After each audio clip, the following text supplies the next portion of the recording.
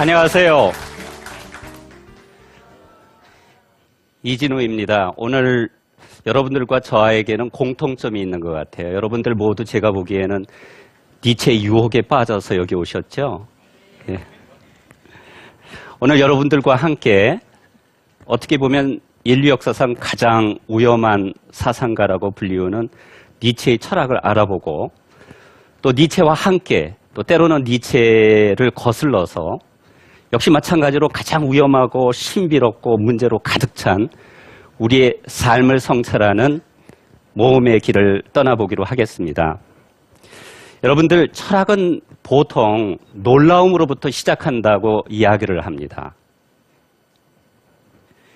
자연의 아름다움에 놀라우면 우주의 진리와 섭리를 탐구하는 자연 철학이 발생하고요.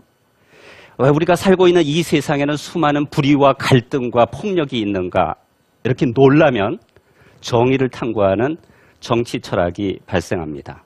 그런데 문제는 오늘날 대부분의 현대인들은 어떤 것에도 별로 놀라지 않는 것 같아요. 신이 죽었다고 그래도 안 놀래요. 신이 죽었다 누가 얘기했죠? 신이 죽었다고 누가 얘기했습니까? 니체가 얘기했잖아요. 니체가 신이 죽었다고 얘기했다는 사실은 알지만 신이 죽었다고 그러는 것이 나하고 무슨 상관이 있어? 이럴 정도로 신의 죽음이 일상이 되고 허무주의가 일상이 된 시대에 니체는 과연 우리의 삶에 어떤 말을 던져줄까?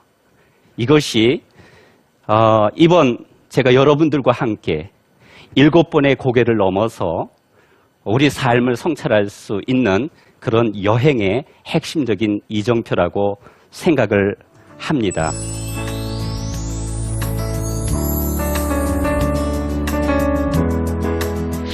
니체는 보통 전복의 철학자, 혁명의 철학자 또는 파괴의 철학자라고 불리웁니다.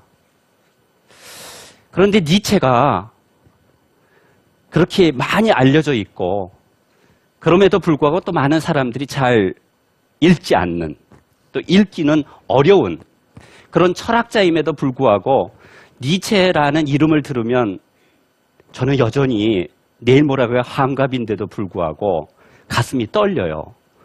니체는 도대체 우리를 왜 유혹하는 것일까? 니체의 매력은 도대체 어디에 있는 것일까?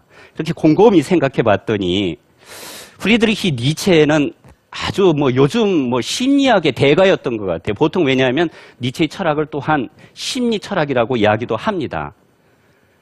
니체는 아마 나쁜 남자의 이런 심리학적 전술을 가지고 있는 것 아닌가 이런 생각이 들었어요.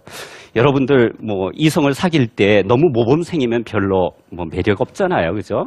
예. 약간 삐딱하고 좀 어딘가 좀 빠진 듯하고 그러면서도 불구하고 우리를 끌어당기는 무엇이 어디에 있을까? 프리드리히 니체는 살아있을 때 이미 되게 위험한 철학자. 뭐라고 얘기하느냐면 백신이 없을 정도로 감염력이 뛰어난 지적인 병균. 이런 이야기를 들었습니다. 근데 그럼 니체가 뭐라고 그러느냐? 그래. 나는 너희들이 감당하기 힘든 병균일 수도 있어. 위험한 사상을 내가 퍼뜨리고자 하는 그런 의도를 가지고 있어. 이렇게 이야기를 합니다. 몇 가지의 예를 한번 들어보겠는데요.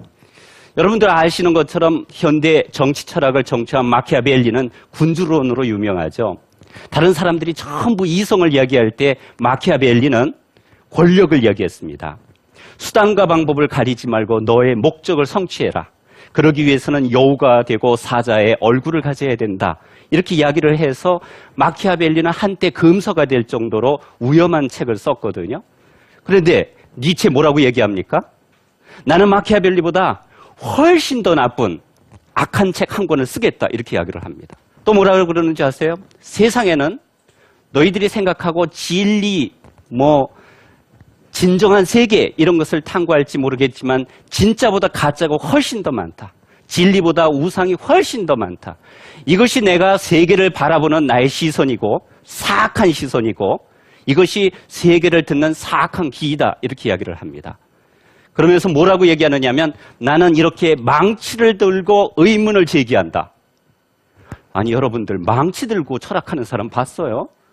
대부분 우리 머리 가지고 철학한다고 그러는데 망치를 들고 철학을 하겠. 중요한 비유입니다. 기득권, 기존의 가치, 너희들이 이제까지 추구하고 당연한 것으로 여기고 진리로 간주했던 것들을 모두 때려 부시겠다. 이런 새로운 가치를 창조하겠다. 이런 것들이 들어간 거죠. 그러니 내 말을 믿어라. 프리드리히 니체가 이야기합니다. 실존의 가장 커다란 결실, 그리고 삶을 향유할 수 있는 최대의 비결을 너희들에게 알려주겠다. 그것이 무엇인 줄 아느냐? 위험하게 살아라. 위험하게 살아라. 이러니 제가 예를 들면 18살, 19살 청소년에게 니체를 가르친다고 그러면 대부분 학부형들이 와가지고 안 돼. 위험하게 살라니. 여러분들 한때는 자유를 갈구하였던 우리 현대인들이 아니었습니까? 요즘에는 자유보다 뭐를 더 추구합니까? 안전을 더 추구해요. 안전을 추구하는 곳에서는 지적 발전도 이루어지지 않습니다. 여러분들 벌써 니체가 조금씩 더 매력이 있어지지 않아요? 예. 자, 그런데 여러분들, 자, 위험하게 살아라. 뭐 독일어로는 gefährlich leben, 이게 모토였거든요. 그 당시 보히미언 운동이 벌어졌을 때 대부분 자유를 갈구하던 사람들의 표어처럼 쓰였던 말입니다. 위험하게 살아라. 근데 위험하게 산 사람이 물론 있습니다. 이거는 여러분들 많이 보셨던 그림인데요. 삭 루이 다비드의 1787년의 작품. 뭐 벌써 여러분들 알고 계시죠? 예, 소크라테스의 죽음입니다. 여러분들 소크라테스가 어떤 제목으로 독배를 받습니다. 지금 옆에 보시면 앞에 침상에 지금 침울한 표정을 짓고 있는 사람은 플라톤이고요. 그 옆에 지금 자색 옷을 입고 있는 사람은 크리토. 나머지 사람들은 전부 다 지금 어쩔 줄을 몰라 합니다. 저 뒤쪽에는 소크라테스의 부인이 뭐로 유명하죠? 악처로 유명하죠. 소크라테스가 죽건 말건 저 뒤에서 지금 부엌에서 살펴보고 있습니다. 중요한 건 포인트가 뭐냐면 오른손으로 독배를 받습니다. 오른손은 좌뇌가 관장을 합니다. 좌뇌는 어떤 것을 관장하죠? 이성적 판단이죠. 법은 악법이라도 법이다 이렇게 이야기하는 것은 우리의 이성적 합리적 판단입니다. 그렇죠? 그냥 내가 독배를 받겠다 이러는 거예요. 그런데 수많은 제자들이 소크라테스 선생님, 당신의 이상을 여기에서 헛되이 보내는 것보다는, 여기서 헛된 죽음을 맞이하는 것보다는 다른 섬으로 가서 다른 도시국가로 가서 펼치는 것이 좋지 않겠습니까? 이렇게 유혹을 합니다. 소크라테스가 뭐라고 그럽니까? 아니다. 악법도 법이다. 내가 만약 간수를 갖다가 뇌물을 주어서 도망을 간다고 그런다면 내가 이제까지 추구하였던 이상이 아무런 가치가 없는 것이 된다. 어느 손으로? 왼손으로. 절대적 진리는 있다. 그런데 왼손은 뭐예요? 우리의 직관, 감정을 다스리는 부분이죠. 그렇죠? 왼손은 또 뭡니까? 뭐를 의미합니까? 왼손잡이? 예, 좀 삐딱한 사람들. 다르게 사유할 줄 아는 능력을 가진 사람들, 왼손이 말을 합니다. 절대적 진리가 있다는 것은 알지만 그 절대적 진리를 나는 가지고 있지는 않다. 그렇기 때문에 끊임없이 철학적 질문을 해야 된다는 거죠. 왜? 그러니까 뭐라고 그러냐면 소크라테스의 사형 선고를 내린 그 아테네의 소위 말하는 정치가들이 너는 딴 데 가서 절대 왜? 라는 질문 좀 하지 마. 뭐 이렇게 이야기를 하거든요. 예. 어떤 제목으로 사형 선고를 받았습니까? 젊은이들에게 질문하라고 가르쳐줌으로 인해서 기득권 세력에 끊임없이 도전이 되었고 위험이 되었던, 그래서 뭐라고 그러냐면 제목은 이런 거예요. 젊은이의 영혼을 유혹한 죄로 아테네 법정은 소크라테스에게 사형 선고를 내립니다. 여러분들, 형이상학을 정초한 사람은 소크라테스예요. 플라톤. 예. 절대적 진리는 있다 이래요.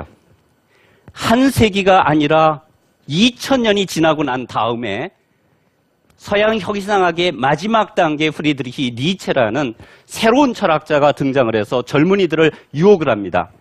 너희들이 믿었던 진리는 진리가 아니라 가짜이고 우상이다. 이렇게 이야기를 합니다. 절대적 진리는 절대로 존재하지 않는다.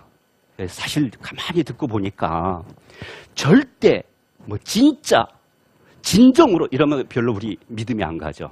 예.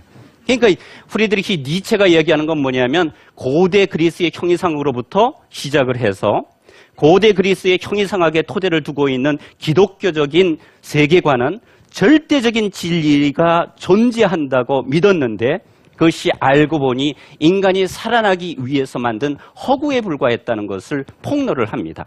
이것이 프리드리히 니체입니다. 그렇기 때문에 니체는 나중에 실존주의 철학자 마틴 하이데거가 이야기하기를 뭐라고 그러냐면 니체, 이 사상가의 이름은 그가 고민하고 사유하는 문제를 대변하는 제목이다 이렇게 이야기를 합니다. 사상가 이름이 보통 명사가 됐어요. 상징이 되었어요. 기호가 돼버렸어요.